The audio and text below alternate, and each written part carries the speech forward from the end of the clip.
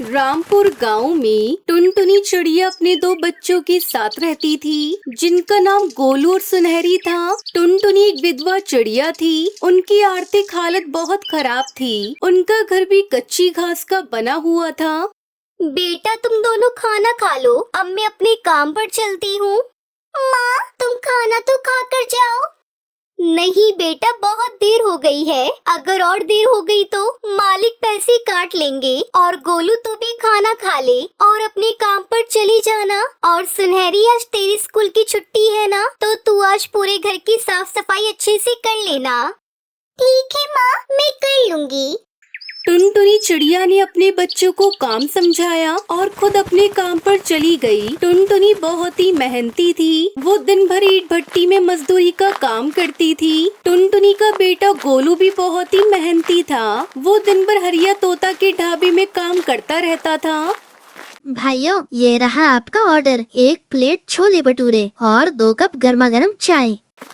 भले ही उनके जीवन में कई परेशानियां थी, लेकिन दोनों माँ बेटे हमेशा मुस्कुराते थे। पैसों की कमी के बावजूद वो लोग बहुत खुश थे। शाम हो गई। टुनटुनी काम करके अपने घर वापस आ गई। माँ देखिए, मैंने पूरा घर साफ कर दिया है और मैंने आज आपके लिए खाना भी बनाया है।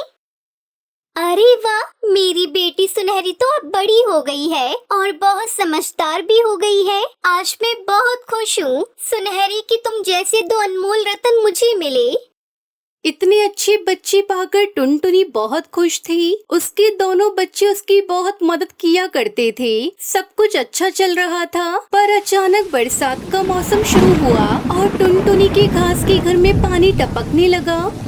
माँ, ये बरसात का पानी घर में टपक रहा है। अब हम क्या करें? मुझे तो बहुत डर लग रहा है। माँ बेटा, परेशान मत हो। जहाँ जहाँ पानी टपक रहा है वहाँ ये बर्तन रख दो। फिर उन तीनों ने टपकते हुए पानी से बचने के लिए बर्तन रखे, लेकिन बरसात रुकने का नाम ही नहीं ले रही थी। बच्चों, हमें जल्दी पक्के मकान के लिए कुछ करना चाहिए, पर उसमें काफी खर्चा होगा। मैं सोच रही हूँ सेठ जी से घर के लिए कुछ कर्जा ले लूँ। कम से कम घर पक्का तो बन जाएगा। हाँ माँ, और मैं कुछ और नया काम ढूंढता हूँ जिससे और पैसे कमा सकूँ। ठीक है बेटा, जो तुम्हें सही लगे वो तुम करो। अगले ही दिन टुनटुनी अपने मालिक कड़कनाथ सेठ के पास गई। मालिक, मुझे थोड़ा सा कर्जा चाहिए था। वो क्या है ना, मुझे अपना घर बनवाना है। ठीक है टुनटुनी, तुम्हें कर्जा मिल जाएगा क्योंकि तुम बहुत पुरानी मजदूर हो मेरी, लेकिन उसके लिए तुम्हें 5 दिन का इंतजार करना होगा। ठीक है मालिक। टुनटुनी चिड़िया बहुत खुश थी। वहीं दूसरी तरफ गोलू चिड़ा को भी दूध बेचने का नया काम मिल गया था। घर आकर टुनटुनी अपने दोनों बच्चों को सारी बात बताती है। बेटा, मुझे कर्ज मिल जाएगा, लेकिन 5 दिन लगेंगे। माँ, मुझे भी दूध बेचने का काम मिल गया है। सुबह बस 2 घंटे का काम है और 2000 रुपए पगार है।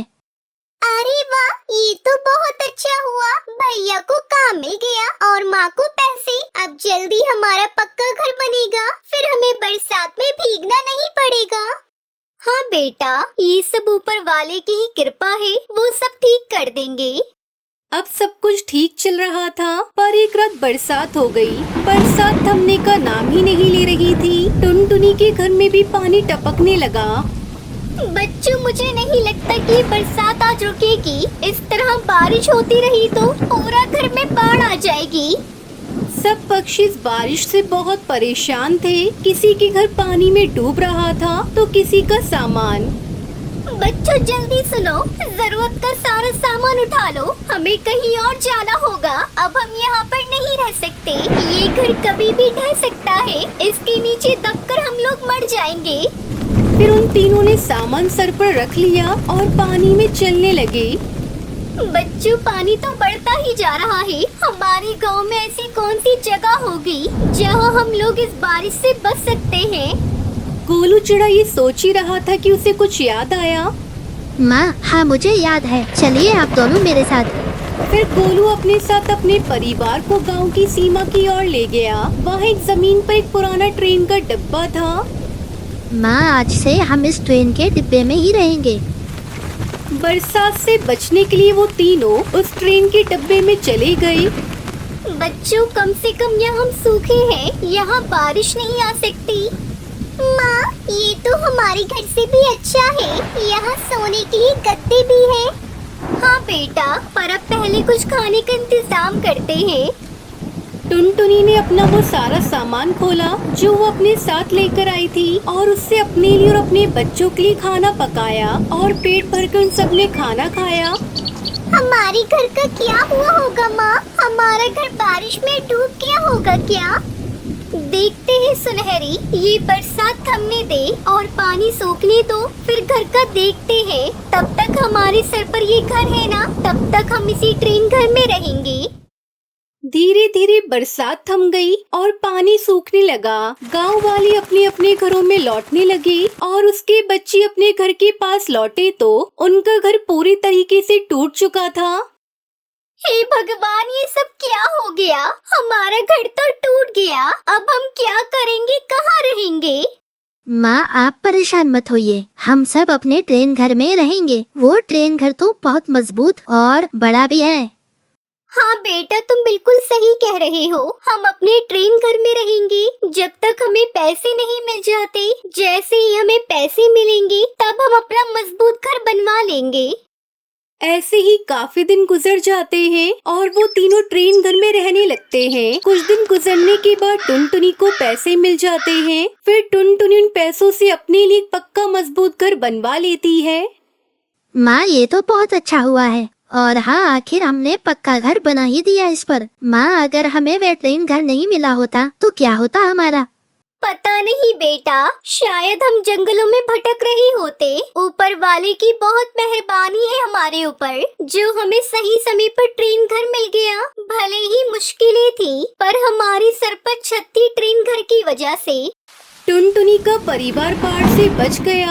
आज उनका अपना पक्का घर है, पर वो हमेशा ट्रेन घर के शुक्रगुजार रहेंगे। उस ट्रेन ने उन्हें बाढ़ से बचाया था और मुश्किलों में उन्हें सुरक्षित रखा था।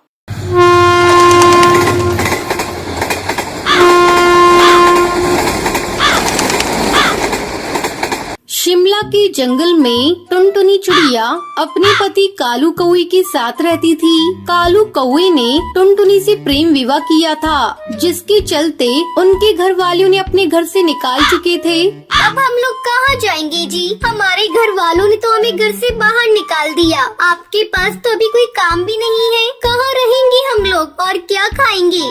अरे पगली, इतना बड़ा ये जंगल है, कहीं न कहीं हमें काम मिल ही जाएगा। और रहने के लिए मैं कोई किराए का घर देखता हूँ। जब मैं कमाने लगूंगा तो अपना घर भी बना लेंगे। अब चलो यहाँ से चलते हैं, पहले हम रहने का आसरा ढूंढते हैं। दोनों पति पत्नी जंगल की मुखिया चील के पास पहुँचते हैं और उससे रहने के लिए एक किराए का घर ले लेते हैं। चलो, अब रहने का इंतजाम हो गया, मैं घर को सजाती हूँ। तुम जाकर कहीं काम ढूंढो और आते समय राशन लेते आना। अच्छा भाग्यवान, मैं जाता हूँ, तुम अपना ध्यान रखना। इतना कहकर कालू कौआ काम तलाश करने चला जाता है। बहुत कोशिश करने पर उसे एक जगह काम मिल जाता है। शाम को राशन लेकर कालू कौआ जब घर लौटता है। आप आ गई जी, जल्दी लाओ राशन, मैं भोजन बनाती हूँ, मुझे बहुत जोरों से भूख लगी है। टुनटुनी भोजन बनाती है और दोनों खाना खाते हैं। रात को सोते समय टुनटुनी कालू से कहती है, आपको तो काम मिल गया, अब तो आप रोज काम पर चले जाएंगे। मैं सोच रही हूँ क्यों ना मैं भी आपके साथ काम करूँ, इससे घर में दोगुनी आमदनी होगी और जब ज्यादा आमदनी होगी तो हमारा घर भी जल्दी बन जाएगा। तो ठीक है टुनटुनी, कल से तुम भी मेरे साथ काम पर चलो। अगले दिन से टुनटुनी और कालू दोनों साथ में काम पर जाने लगे। इस तरह 2 महीने गुजर गए। सब कुछ अच्छा चल रहा था। सुनो जी, मैं माँ बनने वाली हूँ, अब मैं आपके साथ काम पर नहीं जा सकूंगी, मुझे अब आराम की जरूरत है। टुनटुनी की ये बात सुनकर कालू कौवा खुश हो जाता है और अकेले ही काम पर चला जाता है। इस तरह कुछ दिन गुजर जाते हैं। एक दिन जंगल का सरदार कालू के घर आता है। कालू, अरे ओ कालू, जल्दी घर से बाहर निकल, मुझे तुझसे बहुत जरूरी बातें करनी है। मुखिया की आवाज सुनकर टुनटुनी चिड़िया घर से बाहर निकलती है। मुखिया जी, क्या बात है? आपको जो कहना है मुझसे कहिए, कालू तो काम पर गए हैं। जब कालू घर आ जाए तो उसे बता देना, इस महीने से घर का किराया दुगुना लगेगा, रहना है तो दुगना किराया देना पड़ेगा। इतना कहकर मुखिया वहाँ से चला जाता है। शाम को टुनटुनी ये बात कालू को बताती है। अब क्या होगा जी, वैसे भी आजकल मैं काम पर नहीं जा रही हूँ, कमाई भी बहुत कम हो रही है, दुगना किराया हम लोग कैसे देंगे? कुछ ही दिनों में अपना बच्चा भी आने वाला है, उसे लेकर हम कहाँ कहाँ ठोकरें खाते फिरेंगे। मेरा तो दिमाग काम करना बंद कर दिया है, एक बार फिर से हम लोग बेघर हो जाएंगे। टुनटुनी तू माँ बनने वाली है, तू इतना चिंता मत किया कर, तेरे और बच्चे दोनों के सेहत के लिए अच्छा नहीं होगा। रात हो गई है, कल सोचेंगे क्या करना है। फिर दोनों पति पत्नी सो जाते हैं। अगली सुबह कालू काम पर जा रहा था। वो उस समय बहुत परेशान था। उसे कुछ समझ में नहीं आ रहा था कि अब वो अपनी पत्नी को लेकर कहाँ जाएगा। इसी परेशानी में कालू कौआ अपना रास्ता भटक जाता है और एक पुरानी रेल की पटरियों के पास आ जाता है। अरे ये क्या, मैं तो अपना रास्ता भटक गया, थोड़ी देर आराम कर लेता हूँ, फिर आगे चलता हूँ। ऐसा सोचकर कालू कौआ एक पुरानी खंडर पड़ी रेल के डिब्बे के अंदर जाकर बैठ जाता है। उस रेल के डिब्बे की हालत खराब होने के कारण वो अब इंसानों के इस्तेमाल में नहीं थी। अरे ये रेल डब्बा तो बहुत पुराना है और बिल्कुल खाली पड़ा है, क्यों ना हम लोग इसी में अपना घर बना कर रहे। मैं अभी जाकर टुनटुनी को बताऊंगा। फिर कालू कौआ वहाँ से खुशी खुशी चला जाता है। शाम को जब वो घर लौटता है तो टुनटुनी को रेल के डिब्बे वाली बात बताता है। अगले दिन वो टुनटुनी और अपने सामान को लेकर उस डिब्बे के पास आता है। फिर दोनों पति पत्नी उस रेल के डिब्बे में घर बनाकर रहने लगते हैं।